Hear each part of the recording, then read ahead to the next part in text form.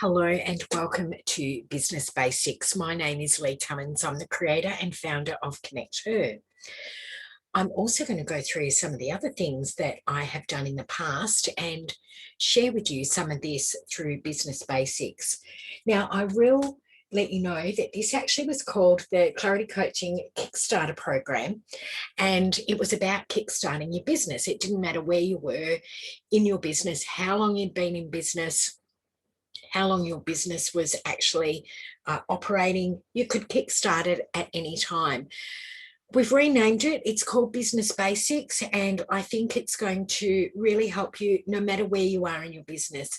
You may have been in it, 20, 30 years, and you just need a bit of a kickstart and go back to some of the business basics. You may have just started your business, and this is a great opportunity to look at some of the basics that can assist you to grow your business.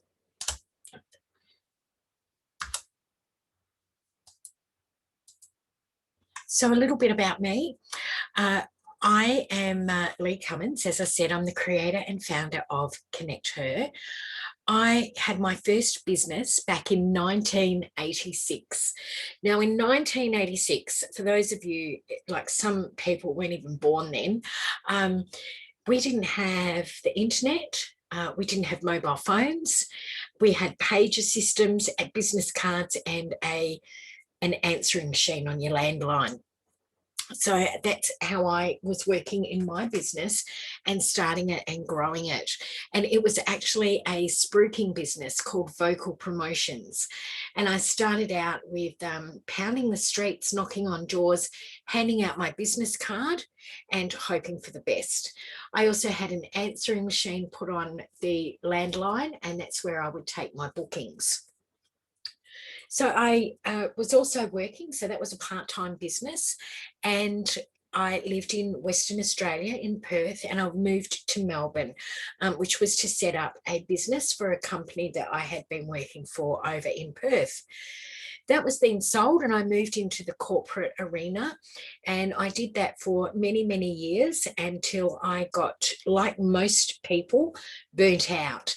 So corporate was really a tough gig. I did a lot of traveling, and I worked with pharmacies. Actually, I was in the pharmacy industry for many years, teaching and assisting businesses, pharmacy businesses, how to have good customer service, how to promote their business, how to train their staff, and how to work out their profits and loss. So it was a combined company of services that we did for independent pharmacies. So burnout arrived, and I started to enjoy doing some other things, which included my coaching business, which I opened in 2008, called Clarity Coaching. In between all of that, I was also president for a not-for-profit radio station, and also had an on-air radio program, which I ran for 10 years, and I produced and presented on that. So some of my qualifications, because you're probably wanting to know, well, okay, you've been in corporate, you've dealt with pharmacies, you've dealt with the corporate world, but what about me, the solopreneur? I have qualifications as a life coach as well as a business coach.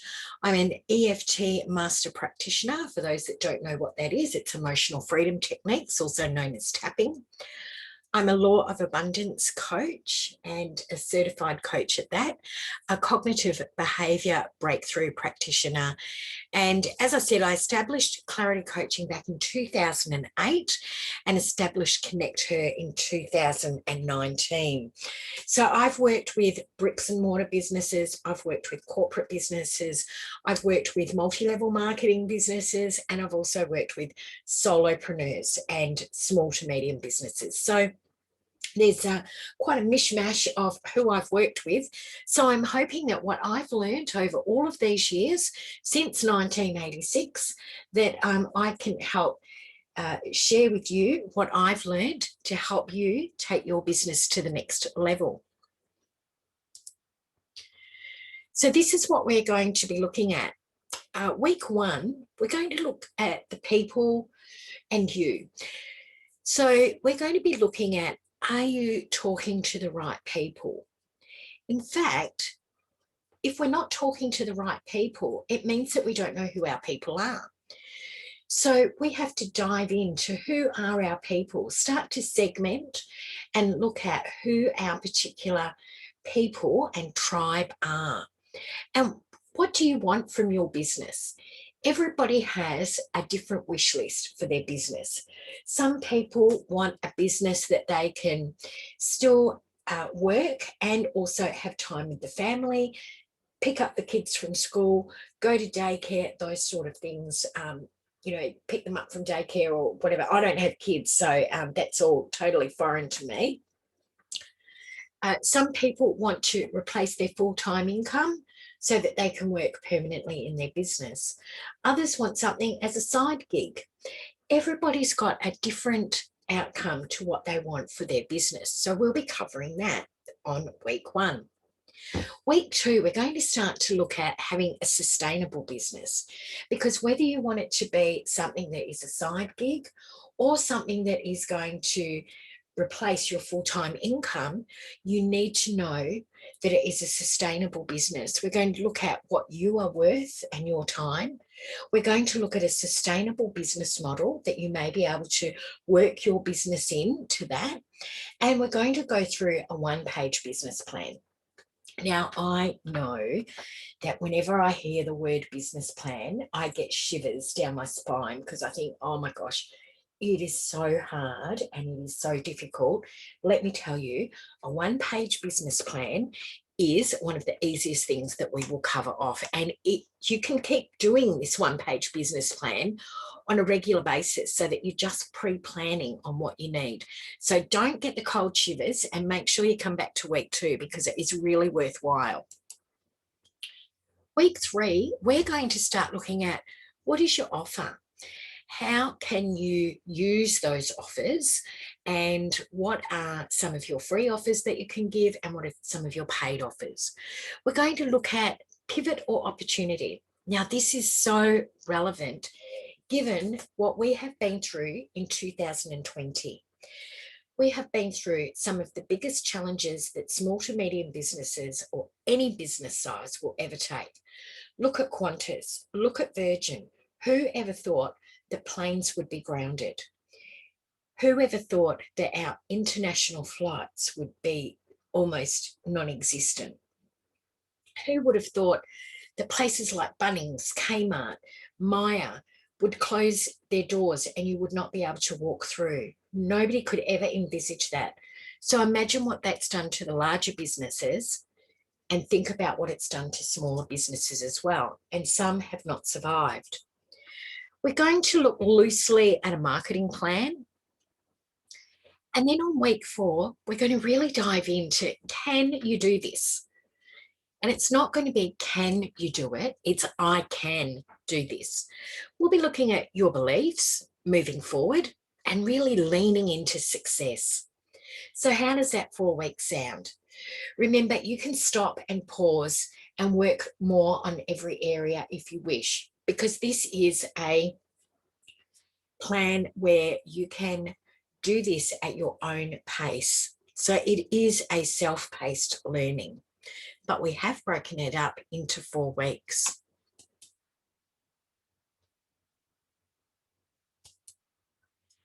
So grab your pen, grab your notebook, because we are going to start to build a wish list. And first of all, we are going to identify who it is that you want to work with in your business.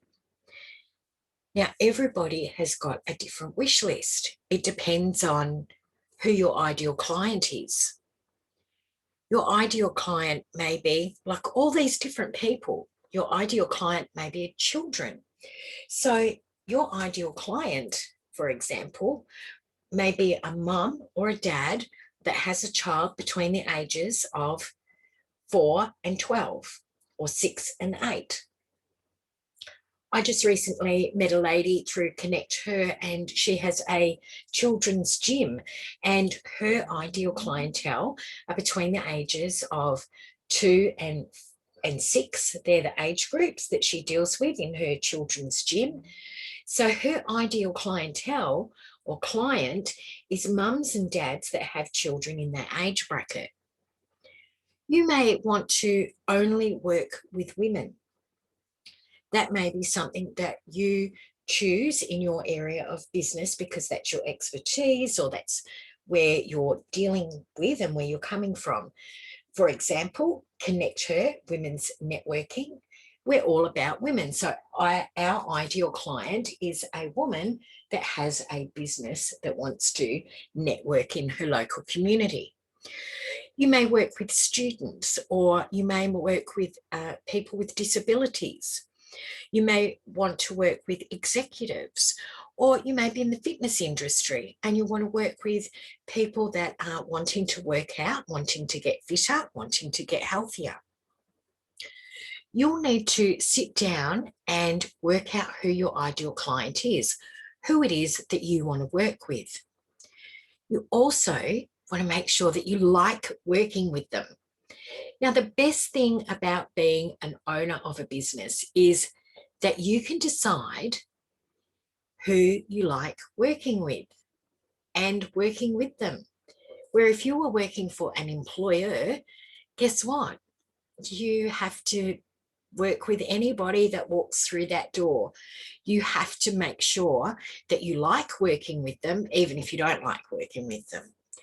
Because at the end of the day, you're building a wish list so that your business is a pleasure.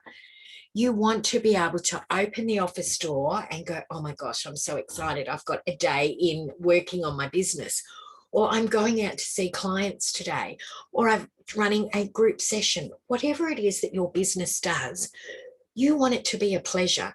You want to not be thinking that it is a drudgery. You want it to be something that you're excited to do. Ideally, you also want to be able to connect with your ideal client. So think about things that are able to connect you with them. You also want them to want to buy from you. And that is because you are offering a product, a service, or some ideal situation that meets their needs. When you have your ideal client, you like working with them, business is a pleasure, so you're happy, you're feeling fabulous, you connect with them, and they want to buy from you, guess what falls into place? They want to tell others about you. When you are working with your best wish list, they do want to tell others about you. They literally become your cheer squad. So what we need to do as business owners is check out your ideal client. Now, under this, you'll notice that you've got a worksheet. You can take a snapshot of your ideal client for you and your business. Who do you want to work with? Think things through, like male, female, or it's not applicable. You might have an age group range. They might be geographically in an area that you require. They may have a job or a work particular type. They might be a business owner, from a stay-at-home mum with a side business. They could be a corporate. They could be in business and management. Do they have to be in a marital status? Do they have to have children? What sort of health range should they be in? Poor, medium, good, excellent. What are they looking for? So I suggest grabbing that, downloading it, and start filling that in as your homework for this week. So your ideal client, what are they looking for? Think about your ideal client. What do they want to be? Do they want to be fit? Do they want to be healthy? Do they want to be well connected? Do they want to be stress-free? What do they want to do? Do they want to have something done for them? Do they want to have something where that they can go and relax and a space is created for them? What do they want to have? Do they want to have more time? Do they want to have better health? Do they want to have more products and services for their children? Think about your business and start to create that list of your ideal client. What do they want to be? What do they want to do? And what do they want to have? Also consider what is their ultimate desire to achieving working with you and your business, product or service. What is it that they desire? For Connect Her, most of the women that come to our events, they desire having more sales. How do they get more sales? By getting connected to more people. So think about your ideal client. What are their top 3 biggest challenges? Then think about what are their 3 biggest fears. Because if you can answer your ideal client's top 3 biggest challenges and their 3 biggest fears, you are going to be working with your ideal client. A good way to consider what their biggest challenges are and what their biggest fears are is think about what shows up in their daily life to identify these challenges. So as an example, if you're a VA and one of the challenges for your ideal client is that they don't know how to do something or they're going to make a mistake, and it shows up daily because they are always working back to try and fix that particular problem, then you are now identifying what is their issue or their area of challenge. Think about, where do your ideal client hang out? Now, this is really a huge situation where you want to really drill down on this, because this is where your marketing plan is going to come into place. Is there any commonalities between your clients? So commonalities, they may all have a similar issue, or they may all have a similar scenario that runs through them. They may not, but have a think about, are there any commonalities between your clients? What is their ultimate desire to achieve working with you and also your business, your product or your service? What do they ultimately desire? Because that is what you really want to work with. And then we want to find out, where do they hang out? Is there a physical area that they hang out? So somebody that is looking for a mum or a dad or parents that have got children between the ages of 2 and 6, you know, they're going to hang out in a particular area. They may be at play groups. They may be at, you know, those big playgrounds where they've got balls and toys and all sorts of things going in. That could be a physical area. If you've got other things that are identifiable, you may find that you can check out where people are. Another physical area. So for Connect Her, some of our people may be working out in co-working spaces. That might be just where they're hanging out. Also think about, what are they doing in real life? So not just in social media, but because we tend to go, oh, well, where do your clients hang out? Where do your customers hang out? And we go, oh, well, they hang out on Facebook, or they hang out on Instagram, or they're primarily on LinkedIn. Don't just think about social media. Think about where they are in real life, because in real life is just huge, and we forget that. And people are not just a social media number, a like, you know, a connection. They are real life. So really drill down, what physical area, geographical place, where do they hang out in real life? What are they doing in real life? What's happening in their real life? And then think about your social media. If you look at your physical area, real life, and also social media, you look at that all in one gamut and break it all up, let me tell you, you will know exactly where your ideal client are hanging out. So your homework for this week is to look at your ideal client and what you and your business have as features and benefits. So we'll be going through a lot more of that, but that is your week 1 of your homework, features and benefits, and also your ideal client. So grab the worksheets that are underneath, print them off and, scribble on them, grab a notebook, add more pages if you wish, but it's a really good starting point to drill down into your business. Next week, we are going to be looking at where is your head. So stay tuned. So we have covered quite a bit today, remembering your homework, your ideal client, and also the features and benefits.